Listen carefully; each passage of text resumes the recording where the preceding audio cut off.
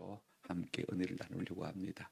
제목을 잘 기억하시기를 바라고 우리가 하나님의 말씀을 잘 옳게 분별해서 마음에 새기고 그죠? 새길 뿐 아니라 깨달는 대로 하나님 앞에 우리 자신을 드릴 수 있는 은혜가 있기를 바랍니다.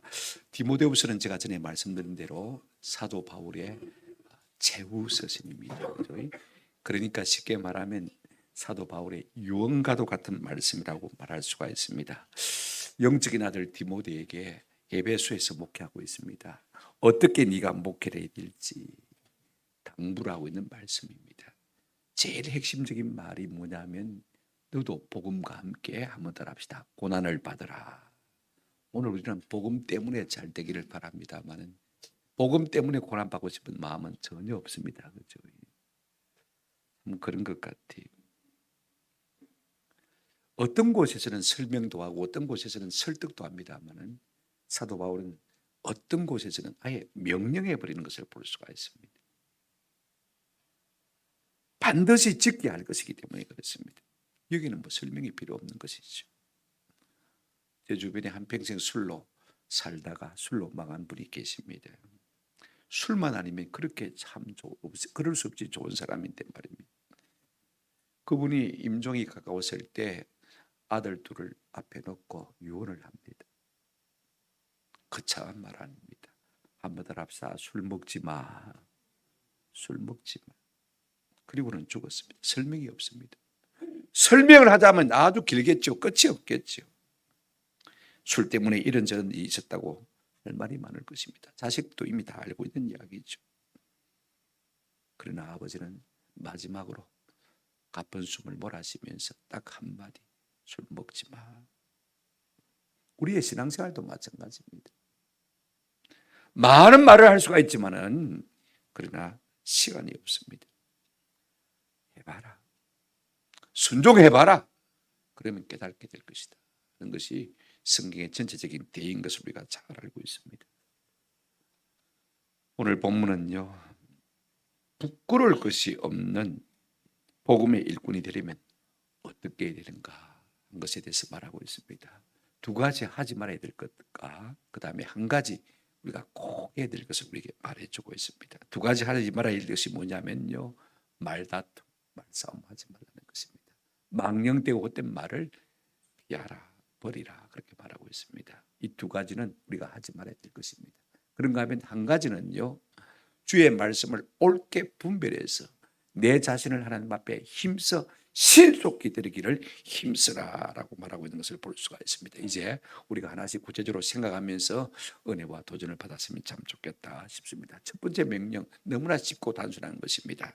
여러분 14절에 보시면 너는 교회에 말다툼을 하지 말라고 하나님 앞에서 엄히 말하라, 명하라.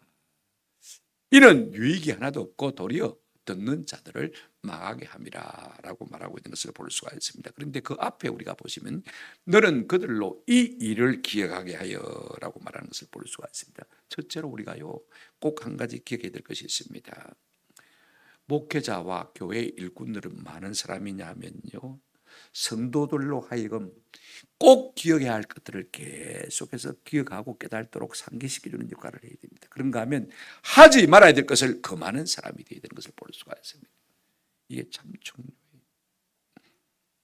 오늘 너는 그들로 이 일을 뭐하게 하여 기억하게 하여라고 말하는 것을 볼 수, 여기 너는 디모데를 말하는 것이죠. 그들이 누굽니까? 교회를 말하겠죠. 우리가 디모데후서 2장 2절의 말씀을 빌리자면 충성된 사람들입니다. 그들에게 복음을 전해야 좋은 결과가 나올 수 있으니까 말입니다. 소나 개나 돼지나 아무렇게 복음을 전한다고 좋은 것을 아시죠, 그죠? 항상 우리가 신실하고 충성된 사람들을 찾아보는 것이 참 중요할 것 같아요. 그런데 여러분 뭐라고 말하고 있습니까? 한번 따라합시다. 이 일을 기억하게 하라. 이 일이라고 했습니다. 이 일이 뭘까요? 성경에 기록된 모든 일들이죠, 그죠? 그러나 구체적으로 좀 더 좁혀서 말한다면 2장 1절부터 13절까지 우리가 11월 달에 생각했던 부분인 것입니다. 사도 바울은 디모데에게 한번 따라합시다. 너는 은혜 가운데 강하고 2장 1절 2절에서 그렇게 말했습니다, 그죠? 은혜가 우리를 강하게 하는 것입니다. 그래서 우리가 항상 은혜를 받아야 돼요. 내 힘만 의지하며 피할 수밖에 없지만은 하나님의 은혜가 오면 모든 좋은 것이 다 따라옵니다. 아멘. 그래서 우리 성도들은 항상 은혜를 삼아야 돼요. 그래야 강해질 수가 있습니다. 그 다음에 이 모든 것들을 한번 따라합시다. 충성된 사람들에게 부탁해라고 했습니다. 그 다음 사람은 또 충성된 사람에게 부탁하고 또 충성된 사람에게 부탁하고 그러면 교회가 잘 될 것이다. 이게 원리입니다. 그죠? 그러면 어떻게 살아야 되느냐? 군사처럼 살아야 된다고 했습니다. 그죠? 그런가 하면 운동선수처럼, 그런가 하면 농부처럼 수고해야 된다고 말했습니다. 그러면 복음이 무엇이냐? 2장 7절부터는 이걸 말하고 있습니다. 복음의 핵심은 알맹이는 그렇습니다. 한번 따라봐. 예수님의 십자가 부활. 이게 복음입니다. 그분이 날 위해 죽으시고 날 위해 다시 사셨다. 이걸 믿는 것이요 복음인 것입니다. 아멘. 그분이 내 죄 사하시고 나에게 영원한 생명을 안겨주던 이것이야말로 복음의 알갱이인 것입니다. 그 복음을 위해서 우리가 어떻게 살아야 될 것이냐? 주와 함께 참고 주와 함께 죽기도 해야 되는 것입니다. 그러면 주와 함께 사는 역사가 우리 가운데 일어났다 그랬습니다. 이 모든 일을 뭐하게 하라? 기억나게 해주라. 자꾸 일깨워 주라는 것입니다. 여러분, 말씀, 성령, 그 다음에 설교, 이 세 가지 기능의 공통점이 뭐냐면요, 우리가 이미 아는 말씀이지만 이 모든 말씀을 자꾸 리마인드 시켜주는 것입니다. 일깨워주고 알게 하고 깨닫게 하고 생각나게 하는 것입니다. 여러분 보십시오. 기억나게 한다는 단어가 베드로후서 1장 12절에 이렇게 말하고 있습니다. 그러므로 너희가 이것을 알고 이미 있는 진리에 뭐하으나 서 있으나 내가 항상 너희에게 생각나게 하려 하노라 그랬습니다. 지금 베드로는요, 새로운 이야기를 하려고 하는 것이 아닙니다. 이미 알고 이미 그 가운데 서 있는 것을 또다시 말함으로 말미암아 너희로 하여금 다시 말하게 한다, 생각나게 하고 깨닫게 하는 것이 설교의 기능인 것을 볼 수가 있습니다. 여러분, 성령도 마찬가지입니다. 보실까요? 여러분, 요한복음 14장 26절 한번 보시면요, 보혜사 곧 아버지께서 내 이름으로 보내실 성령 그가 너희에게 모든 것을 마하고요 가르치고, 하나님의 말씀을 가르치고 내가 너희에게 말한 모든 것을 마하게 하리라, 생각나게 하리라. 여러분, 성령님이나 설교나 말씀은요, 이미 우리가 알고 있는 말씀을 자꾸 깨우쳐 생각나게 하는 것이 그 역할인 것을 우리가 볼 수가 있습니다. 새로운 것을 가르치는 것도 중요하죠. 그러나 이미 우리가 알고 있는 진리를 반복해서 말하는 것입니다. 저도 36년 이상 우리 교회 한 교회에 있었는데 뭐 그냥 똑같은, 그죠? 아니, 늘 다른 설교를 할 수가 있겠습니까? 때로는 같은 중요한 말을 반복할 수도 있지. 제가 김해종합교회 교육자로 3년을 있었는데 우리 박유생 목사님 3년 설교는 딱 들어보면 레파토리를 다 외웁니다. 근데 제가 그분이 나쁘다는 말이 아니고 그분이 참 목회를 잘하실 거예요. 왜냐하면 들어 아는 말씀을 계속 반복해서 말씀시켜 주는 거예요. 사람들은요, 예화까지 다 외웁니다. 그래도 또 강조하고 또 강조. 이게 진짜 목회. 우리가 들었다고 안다고 그렇게 삽니까? 안 그렇거든요. 그렇게 살도록 자꾸 리마인드 시켜주는 이것이야말로 참으로 설교의 중요한 기능, 목회자의 일꾼의 중요한 역할인 것입니다. 그래서 어떻게 하라고 합니까? 14절 하반절을 보시면 말다툼을 하지 말라고 하나님 앞에서 엄히 명하라 그랬습니다. 말다툼하지 말라고 하나님 앞에서 뭐하라? 엄히 명하라. 아니, 말다툼하는 게 뭔 큰 대수인데 그걸 하나님 앞에서 엄히 명하라고 말씀하고 있습니까? 사람이 살다 보면, 섞여서 살다 보면 이 말도 할 수 있고 저 말도 할 수 있는 것이고, 그죠? 그러다 보면 조금 논쟁도 할 수 있는 것이고, 그죠? 그러다 보면 말싸움도 일어날 수 있는 것 아닙니까? 이것이 뭐 하나님 앞에서 크게 엄히 명령할 것이 되어지는 것입니까? 여러분, 사람이요, 자꾸 말이 많아지는 이유가 무엇입니까? 원리는 간단합니다. 자기를 드러내고 싶은 것입니다. 자기를 자랑하고 싶은 것입니다. 자기 주장을 하고 싶은 것입니다. 한마디로 말하면 내가 똑똑하다는 것을 남들에게 좀 과시하고 싶은 마음, 교만한 마음인 것입니다. 이 말은 거꾸로 말하면요, 내가 더 많이 알고 너는 잘 안다, 모른다, 그 말인 것입니다. 이게 참 중요합니다. 그러니까 사람들은 어떤 생각이 듭니까? 그래, 네 발톱 굵다, 다해물하마. 그죠? 자존심이 상하는 거예요. 말은 옳지요, 똑똑하지요. 나는 거기에 못 따라가니까 마음이 뭐합니까? 다치는 것을 볼 수가 있습니다. 그러니까 결국은 이는 유익이 어떻게 없고요? 하나도 없고. 여러분 말 잘한다고 해서 똑똑한 성격 일단거 아닙니다. 이걸 우리가 아셔야 돼요.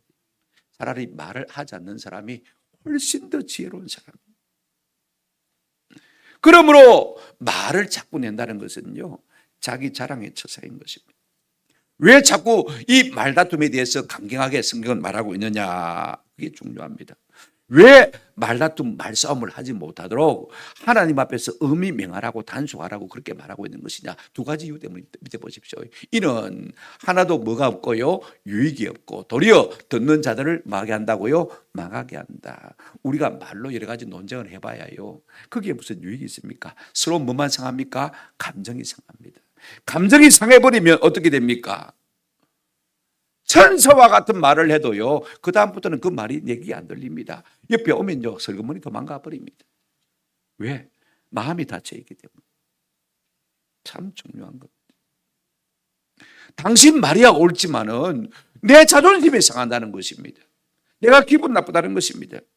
그래서 알면서도, 그 말이 옳다는 것을 알면서도 일부러 어깃장을 부리는 것을 볼 수가 있습니다. 그 말이 귀에 하나도 안 들리는 것입니다. 그러니까 어떻습니까? 내가 아무리 말을 잘하고 옳은 말을 해도, 한번 따라합시다, 하나도 유익이 없습니다. 내가 실컷 설교하고 실컷 전도해 나봐도 그 마음이 그 말로 말미암아 뒤틀어져 있으면요, 귀에 들어옵니까 안 들어옵니까? 안 들어오는 것입니다. 여태까지 말한 모든 것이 다 손해가 되는 것입니다. 오히려 뭐 한다고 했습니까? 듣는 자들을 뭐하게 함이라? 망하게 함이라 그랬습니다. 내가 말은 잘해서 이겼을지 몰라도요, 그죠? 상대는 마음이 뭐 했습니까? 벌써 상했습니다. 내가 내 길로 가면, 이 길로 가면 내가 망하는 걸 알고 있습니다. 그런데 자존심이 상했으니까 망하든지 말든지 내가 그 길로 가겠다고 고집 부리는 것을 볼 수가 있습니다. 그래서 말다툼을 하지 못하게 하나님 앞에서 어떻게 하라고요? 엄히 명하라. 여러분, 이 모든 것은 바울의 경험에서 나온 것입니다. 바울은 학문이 높은 사람 아닙니까? 그죠? 그리고 헬라 철학도 화난 사람입니다. 그가 아테네 철학의 도시에 갔습니다. 그래서 에피쿠로스 학파, 그죠? 쾌락주의죠. 스토아 학파, 이런 철학자들을 만나서 논쟁을 했습니다. 17장 18절에 보니까 논쟁하였더라, 언쟁하였더라, 그죠? 쟁론하였더라. 이 말은 말다툼했다는 말인 것입니다. 바울도 그 철학자들 앞에서 내 철학적인 지식을 과시해보고 싶었던 것입니다. 내 지식을 좀 자랑하고 드러내고 싶었던 것입니다. 그러다 보니까 하나님의 복음은 온데간데 없어졌습니다. 말로서 그들을 이겼습니다. 그러나 여러분, 아테네에서 전도 열매가 있었습니까? 교회가 설립되다는 말이 있습니까? 없습니다. 그 아테네를 거쳐서 고린도에 갔을 때 사도 바울은요, 고린도 전서 2장 2절에 보게 되어지면 내가 심히 두려워하며 떨었다라고 말하고 있습니다. 뭐 때문에 그렇습니까? 2장 1절에 보시면요, 이런 말씀이 있습니다. 2장 2절에 내가 너희 중에서 그리스도와 십자가 못 박히신 것 이외에는 아무것도 알지 않기로 작정하였습니다. 내가 아테네에서 철학적인 지식을 가지고 말싸움을 해보니까 열매가 있더라 없더라? 없더라는 것입니다.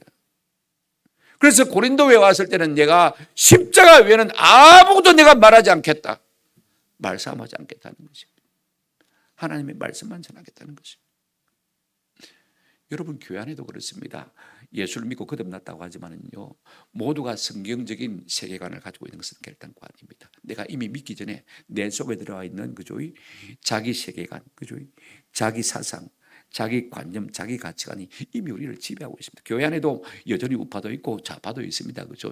근데 이런 이야기 계속 해봐야 서로 어떻게 합니까? 마음만 상하고, 아무리 천사의 복음을 전해도 마음이 상해버리면요, 듣습니까? 안 듣습니까? 안 듣습니다. 안 고칩니다. 이게 참 중요해요. 저는 우리 모두가 복음으로 말미암아 마음과 생각이 좀 새로워졌으면 참 좋겠는데 그렇게 되기가 쉽지 않다는 것입니다. 다른 이야기 해봐야 여러분 사실 뭐 그렇지 않습니까? 누가 부동산 이야기하면요, 돈 많은가 봐, 그죠? 듣기 싫은 것입니다. 나는 좀 관심 있어서 이야기를 하지만은 말입니다, 그죠? 그러면요, 내가 무슨 말해도 안 듣습니다. 다 손해인 것입니다. 이것이 하나도 뭐가 되지 못하고요, 유익이 되지 못하고 도리어 뭐하게 한다고 하십니까? 내가 실컷 전도해놨는데, 실컷 복음으로 설교해놨는데 그것 때문에 마음이 다쳐버리면요 안 듣더란 말입니다. 진리의 말씀에 귀를 안 기울이니까 결국은 많은 길로 가더라는 것입니다. 그러니까 우리가 이 짓을 해서 안 된다 그 말인 것입니다. 지금 사도 바울은 에베소 교회를 목회하는 디모데에게 네가 이런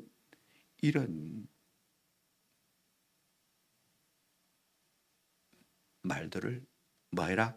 엄하게 금해라. 지금 그렇게 부탁하고 있습니다.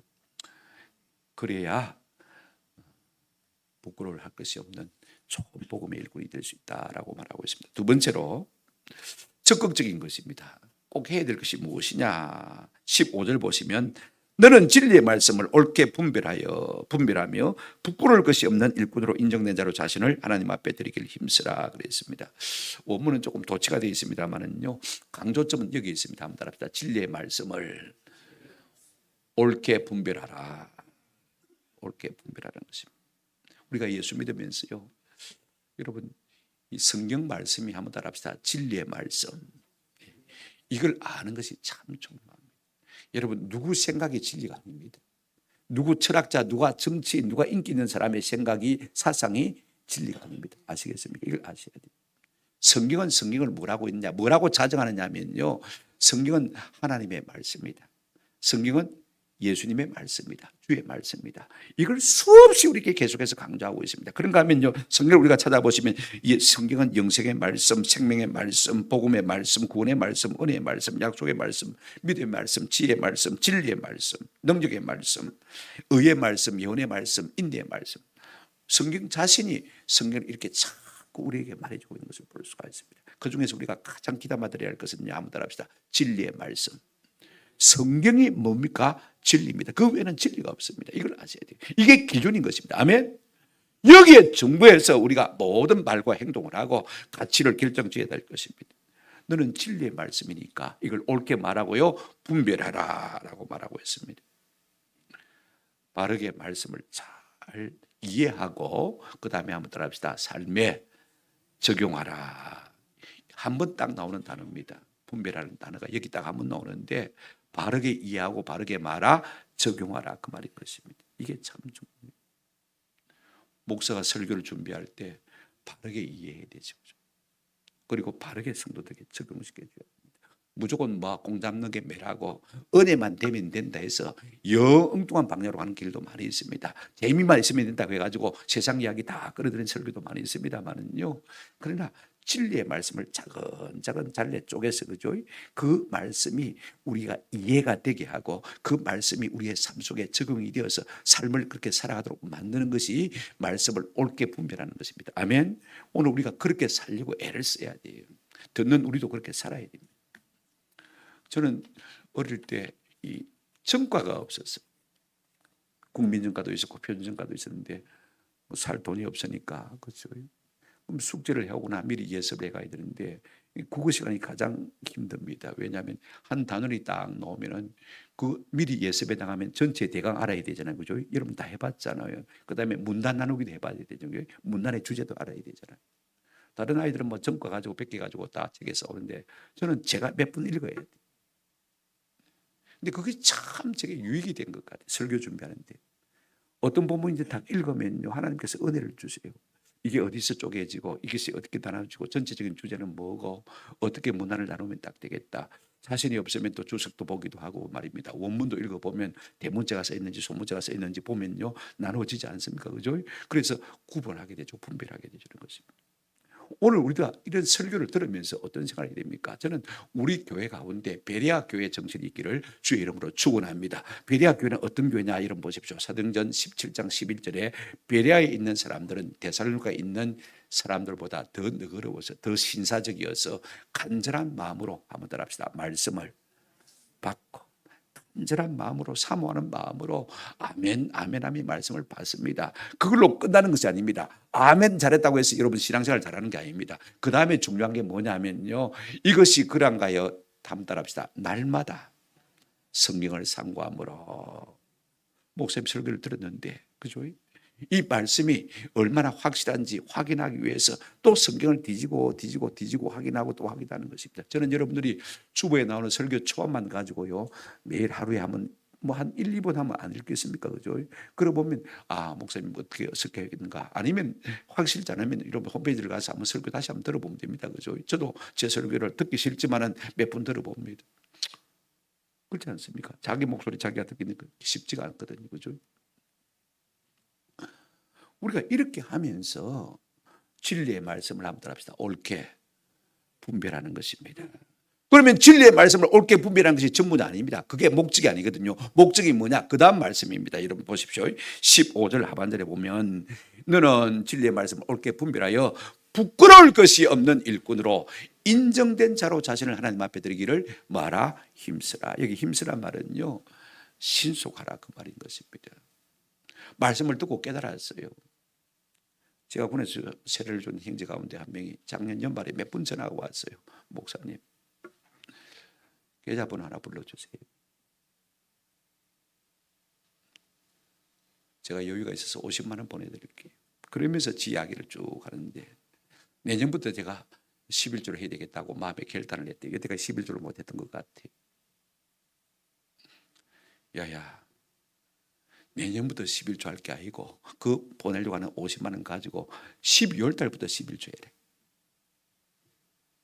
우리가 말씀을 깨달으면 어떻게 됩니까? 한번 더 합시다. 신속하게. 지체하는 것은 뭐라고 했습니까? 죄라고 했습니다. 성경에. 내년부터 하지. 아이들 대학 보내놓고 졸업시키고 나면, 결혼시키고 나면 그 다음에 내가 순종하지. 11조도 그렇고 뭐든지 그렇고. 우리는 자꾸 힘쓰라 이 말은요, 스푸다초란 말인데 속도를 내라 그 말입니다. 속력을 내라 말입니다. 신속하게 순종하라 그 말입니다. 어떻게요? 부끄러울 것이 없는, 한번 더 합시다. 일꾼으로. 우리가 하나님 앞에 자신을 힘써 드리려면요, 부끄러움이 있으면 주저하게 되십니다. 그죠? 망설이게 되죠. 하나님 앞에 양심의 가책이 있으면요, 뭐든지 힘이 없습니다. 메가리가 없습니다. 그렇지 않습니까? 그죠? 그러면 내가 부끄러울 것이 없어야 되는데 무엇에 부끄러움이 없어야 되느냐? 이게 참 중요합니다.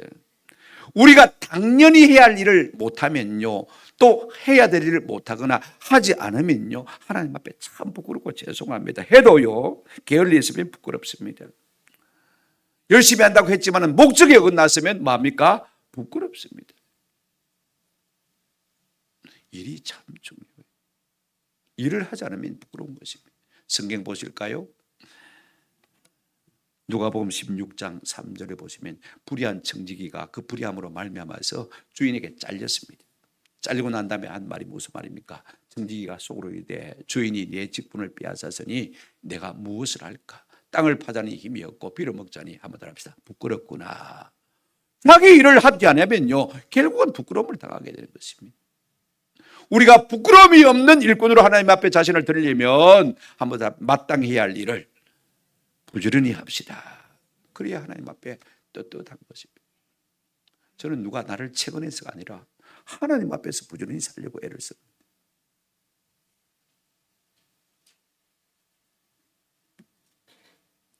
여러 가지가 있지만은요, 성경에 한 곳을 보십시다. 베드로전서 4장 16절 말씀입니다.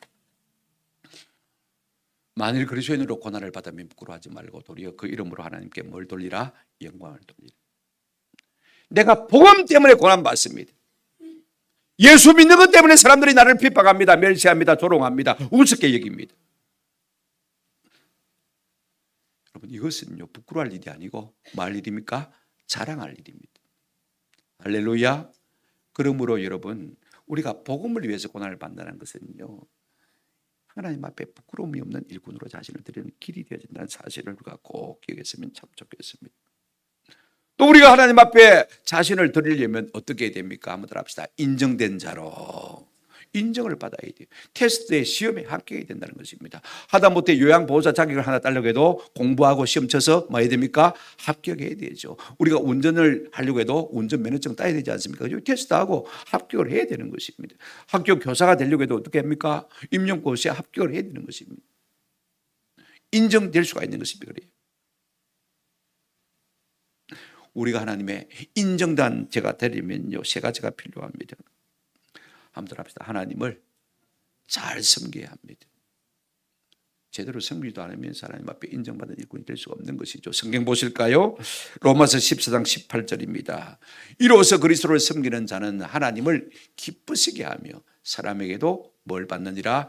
칭찬을 받는다. 칭찬받는데 이 도키모스란 말이 여기에 인정받는다는 말입니다. 우리가 하나님을 섬길 때 하나님도 기뻐하시지만은 사람들도 야, 저 사람 참 하나님이 기뻐하시겠구나. 사람들도 뭡니까? 인정한다 그 말인 것입니다.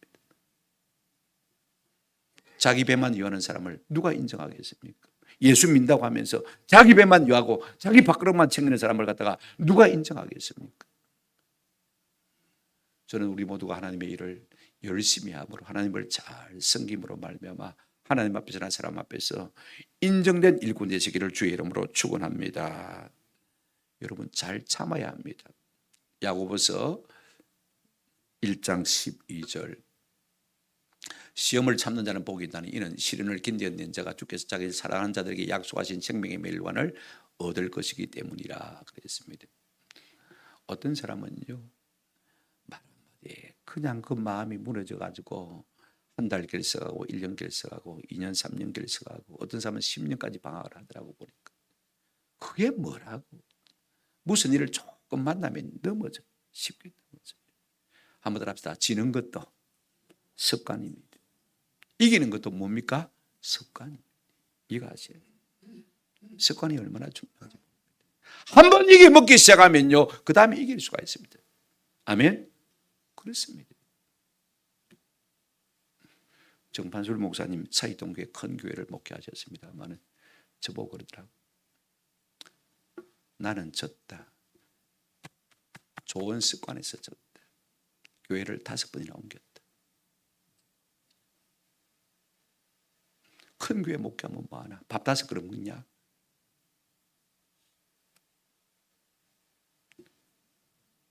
선자리에서 한번 더 합시다. 이기라. 선자리에서 이기는 것입니다. 이게 충성입니다. 이런 사람을 하나님께서 인정하시고 생명의 멸관을 만다고 했습니까? 주신다고 하셨습니다. 아멘. 우리가 그런 인정받는 은혜가 우리 가운데 있어야 되겠습니다. 자, 여러분 보십시오. 부끄러울 것이 없어야 되고 그 다음에 하나님 앞에 인정을 받아야 한번 더 합시다. 자신을 온전히 하나님께 드릴 수가 있습니다. 이게 참 중요합니다. 정리하면 우리가 하나님 앞에 자신을 온전히 드리는 사람이 되려면요 진리의 말씀을 잘 분별해야 돼요. 말씀을 잘 읽고 잘 해석하고 잘 적용하면 그죠? 그 다음에 어떻게 할 수 있습니까? 부끄러움이 없이 살 수가 있습니다. 맞습니까? 하나님 앞에 인정된 대로 살 수가 있습니다. 그렇게 살도록 힘쓰라 그 말씀인 것입니다. 자꾸 느그장거리지 말고 늦장 부리지 말고 말씀을 깨달는 대로 신속하게 말하 순종하라 실천하라 지금 그 말을 하고 있는 것을 볼 수가 있습니다. 힘쓰란 말은 신속하게 응답하라 그 말인 것입니다. 저는 우리 모두에게 이 같은 은혜가 있기를 주님의 이름으로 축원합니다.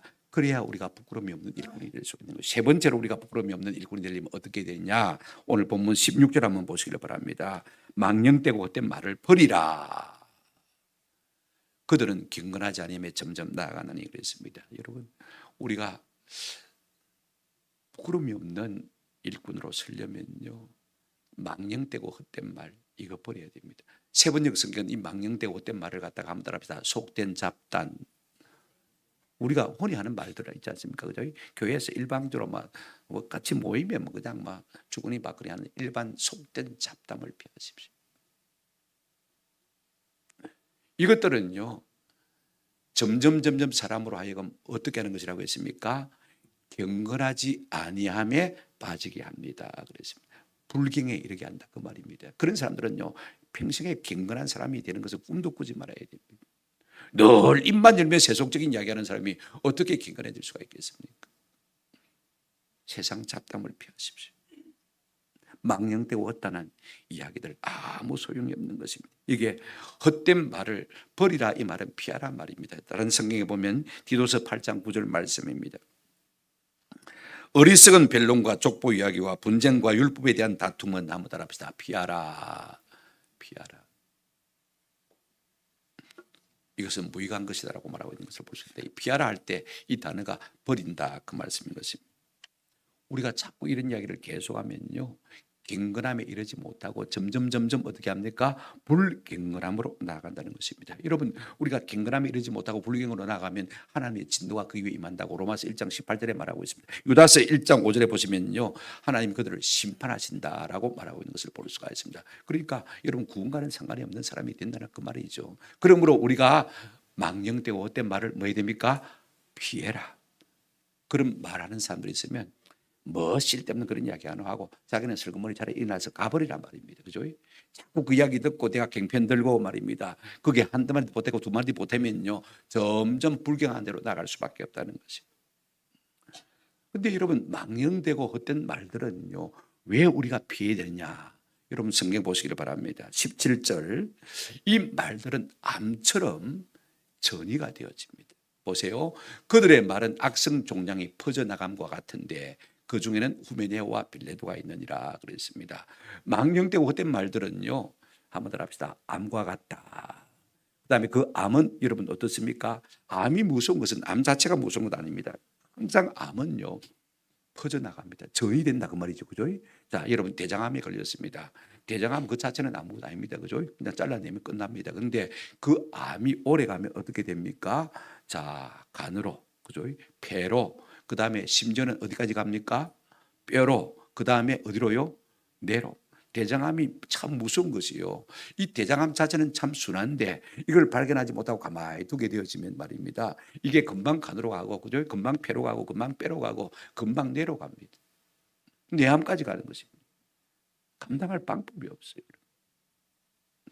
우리가 이 망령되고 헛된 말들을 자꾸 우리 속에서 키우게 되어지면요, 이것들이 자꾸 암처럼 뭡니까? 전이가 돼가지고 새끼를 칩니다. 그 중에 대표적인 사람이 후메네오. 여러분, 후메네오라는 사람은 디모데 전서를 보시면 1장 20절에 나옵니다. 그 가운데 후메네오와 알렉산더가 있으니 내가 사단에게 내준 것은 그들로 훈계를 받아 신성을 모독하지 못하게 하려 함이라 그랬습니다. 자꾸 말이 해보다 보니까 말입니다, 나중에는 하나님의 이름까지 많은 모독하게 되어지는 악한 사람이 되어진 것을 우리가 볼 수가 있습니다. 빌레도에 대해서는 우리가 자세히 알 수가 없습니다. 제가 아무리 찾아봐도 그가 어떤 사람인지 잘 알 수가 없어서 말씀을 드리지 않겠습니다만은요, 오늘 우리가 신앙생활하면서 중요한 것은 이것입니다. 좋은 성도를 만나는 것, 경건한 성도를 만나는 것입니다. 뭡니까? 세상 이야기보다는 그죠? 진리의 말씀에 대해서 자꾸 말하려고 하고 깨달은 말씀을 간증하고 나누고, 그죠? 내가 이렇게 살아보니까 참 내가 은혜를 많이 받았다. 이런 이야기들이 우리 가운데서 일어나면 얼마나 좋겠느냐. 그렇게 해야 우리가 불경건함에 이르지 않는다, 그렇게 말하고 있습니다. 그런가 하면 이 망령되고 헛된 말들은요, 어떤 결과를 초래하느냐면 믿음을 무너뜨린다고 했습니다. 여러분 보십시오. 18절, 진리에 관하여는 그들이 그릇되어도다. 부활이 이미 지나갔다 하므로 어떤 사람들의 믿음을 뭐한다? 무너뜨린다. 자꾸 헛된 말을 하다 보면요, 이제 쉽게 말하면 자기 교만에 빠지게 되어집니다. 오늘 유튜브 같은 데 보시면 꼭 11조 해야 되냐, 꼭 주일 성수해야 되냐, 그런 제목의 유튜브들이 많이 오는 것을 우리가 여러분 보게 되어집니다. 그런 거 클릭하지 마십시오. 아무 도움이 안 됩니다. 헛된 말에 불과한 것입니다. 다 성경에 있지 않습니까? 내가 조금 배웠다고, 내가 조금 똑똑하다고 내 자의적으로 성경을 해석하면 되는 것입니까? 그런 거 아닙니다. 이런 것들은 괜찮네, 11조 안 해도. 주일 성수 그 매이면 율법적이지, 그렇지, 구약과 같은 것이지. 우리가 그렇게 생각하게 되는 것입니다. 여러분, 주일 성수가 얼마나 중요한지 모릅니다. 저는 어릴 때 겨울 방학 때 이모님 집에 한 주, 두 주 갔다 오면요, 집에 오면 뭔가 먹먹하고, 뭔가 서먹하고, 뭔가 허전하고, 뭔가 좀 멀어지게 느끼죠. 한 주, 두 주 갔다 왔는데 한 번 빠지고 두 번 빠지면요, 점점 하나님과 멀어지고 서먹해지고 뭔가 이상한 휑한 느낌, 그죠? 그런 느낌이 듭니다. 그러면 또 한 달 빠지게 되어지고 두 달, 1년, 누가 붙들어주지 않으면요, 그냥 주저앉게 되어지는 것입니다. 사다리 다리 하나 여러분 빠지면 그만큼 그 다음 다리를 오르기 힘들지 않습니까? 그죠? 근데 어떤 사람들이 어떤 이야기가 하냐면 한번 따라합시다. 부활이 이미 지나갔다. 예수 그리스도 그분은 부활했다. 그 다음에 그분이 죽으실 때 무덤이 열리고 그 부활한 건 맞다. 그죠? 근데 그 부활은 일회성으로 끝나버린 것이다. 이미 해대 벌써 지나갔다. 그러면 지금은 앞으로는 우리는 부활이 있단 말입니까? 없단 말입니까? 없다는 이런 궤변까지 늘어놓게 되는 것입니다. 합리화시키기 위하려면요. 그럴 수밖에 없는 것입니다. 자꾸 말이 많아지면요. 이상한 궤변으로 자꾸 올라가는 경향이 사람들은 있습니다. 그죠? 항상 우리가 이걸 염려해야 되는 것입니다. 자, 이런 궤변들은 어떻게 되어집니까? 한번 따라합시다. 믿음을 무너뜨린다. 무너뜨린다는 말은요. 뒤집는다는 말입니다. 엎어버린다는 말입니다. 넘어지게 한다는 말인 것입니다. 여러분 부활이 없다면 누가 2장 1절부터 13절의 말씀을 살겠습니까? 누가 은혜로 내 심령을 가득 채우기를 원하겠습니까? 누가 중생 사람에게 복음을 부탁하겠습니까? 누가 사람들에게 전도하기 위해서 참고 죽고 견디겠습니까? 그럴 사람이 아무도 없죠. 부활이 이미 지나갔다면 우리에게 소망이 없는데 무엇 때문에 주를 위해서 고난받고 주를 위해서 헌신하며 충성하겠습니까? 이 말 한마디에요. 인생이 확 달라지는 것을 볼 수가 있습니다. 말이 별것 아닌 것 같지만은요. 말의 오용성은요. 이런 말할 수 없는 것입니다. 많은 구원서를 주장한 사람이 누구냐 하면 감리교 창시자인 존 웨슬레입니다. 그죠? 누구든지 주의 이름 부르면 구원받는다 한다. 누구든지 예수 믿으면 구원받습니다. 그는 평생을 전도하며 산 사람입니다. 여러분 전도하는 사람이 택감 받을 사람은 예정되어 있습니다. 믿으려면 믿고 안 믿으려면 안 믿고 알아서 하시죠. 그래야 전도가 되겠습니까? 그죠? 전도자는 어떻게 됩니까? 누구든지 예수님의 이름을 부르면 구원받는다고 했으니까 주가로 나오십시오.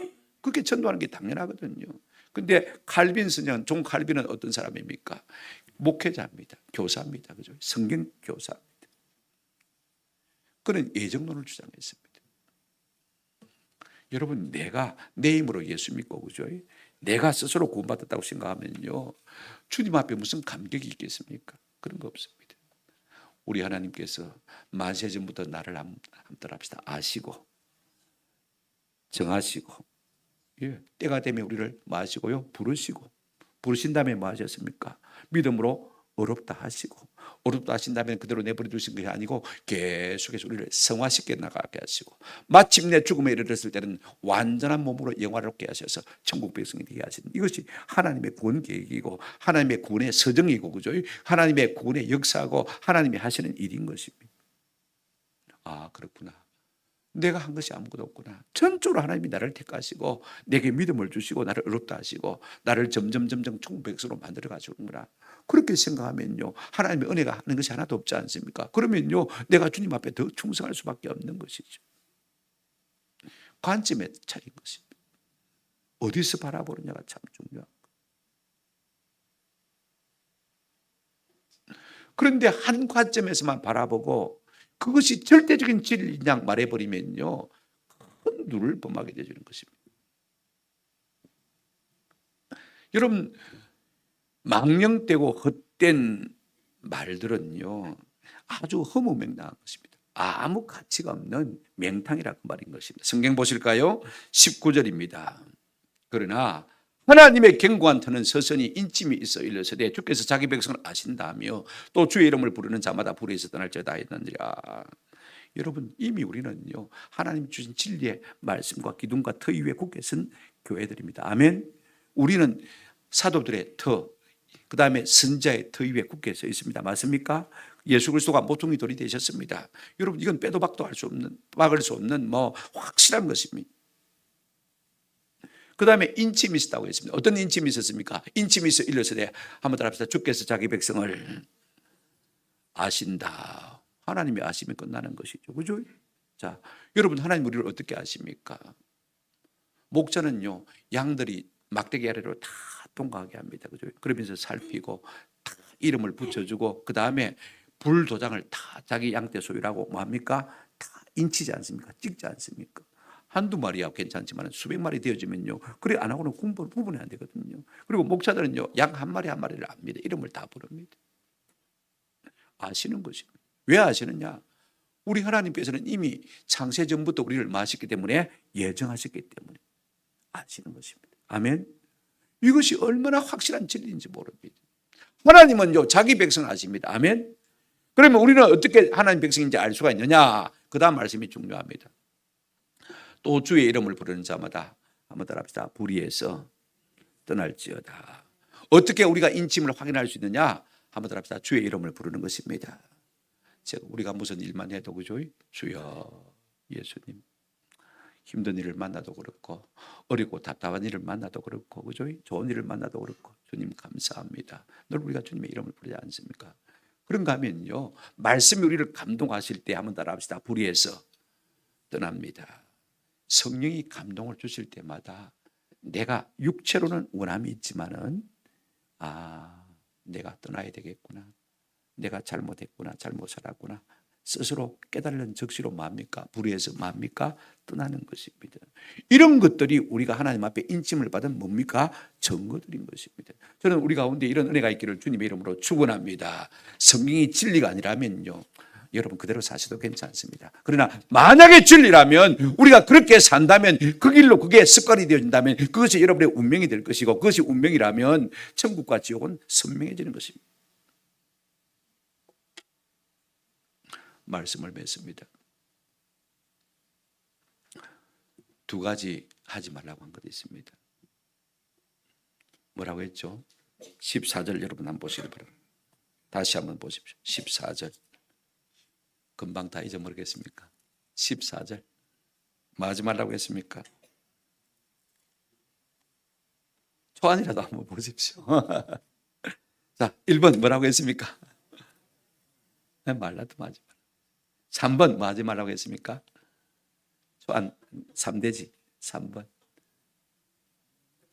망령되고 헛된 말을 뭐해라? 피하라 버리라고 했습니다. 하지 말아야 될 것이 무엇이냐면 말다툼입니다. 허탄한 말들 우리가 피해야 됩니다. 버려야 됩니다. 이런 은혜가 우리 가운데 있기를 주님의 이름으로 축원합니다. 제가 좋아하는 우리 조선시대 문인화들을 제가 참 좋아합니다만 그중에 두 그림을 참 좋아합니다. 이 그림은 송하처사라는 제목의 그림입니다. 소나무 아래에 있는 선비라는 그림입니다. 주로 이제 문이다라는 것은 뭐냐면요, 그림 자체보다는요, 그 그림이 내포한 의미, 뜻, 철학 이걸 주로 많이 담고 있기 때문에 이런 것들을 읽어보면 참 의미가 깊어요. 옆에 보시면 좀 작게 보시면, 키워 보시면 그 옆에 뭐 이렇게 한문 글자도 있습니다, 그죠? 글자들도 있는데 이거 다 말하려고 하는 것이 아니고 사람 얼굴만 좀 크게 보여주시길 바랍니다. 이 제관의 그림인데요. 얼굴은 하늘을 짙게 들고 눈은 내리 깔고 그죠? 입은 잘 보이지도 않습니다, 그죠?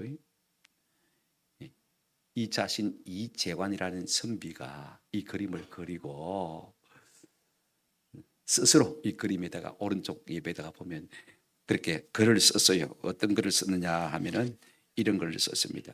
여러분들이 오른쪽에 집사님 안 보이죠? 예. 한문으로 뭐라고 썼냐면 이렇게 썼습니다. 시답잖은 눈빛으로 세상 사람을 본다. 세상사에 그렇게 마음을 두지 않겠다는 말입니다. 한번 합시다. 입 닫고 살겠다. 그 말입니다. 그 그림 다음 그림 한번 더 보여주시기 바랍니다. 송화독자라는 그림인데 저게 한 사람 있는 거 있죠, 그죠? 이건 이인상의 그림입니다. 조선에 절개 있는 선비 그림인데 아무리 자세히 살펴보아도 입이 잘 그려져 있지 않습니다. 옆에 또 써놓은 글씨에 보면요, 입 닫고 살리라. 조선 문인화가요 굉장히 좀 철학적입니다. 굉장히 의미가 있어요. 물론 우리가 말하는 거하고는 다르지만은 말입니다. 오늘 새해를 맞으면서 우리가 말다툼하지 말고, 그죠? 그 다음에 망령되고 헛된 말을 버리기로 작정하는 은혜가 있기를 주님의 이름으로 축원합니다. 그러면 그렇게만 하면 되느냐? 아닙니다. 그렇게 한다고 끝난 거 아닙니다. 적극적으로 해야 될 것이 무엇입니까? 한번 합시다. 주의 말씀을 옳게 분별하고, 자신을 부끄러울 것이 없는, 그죠?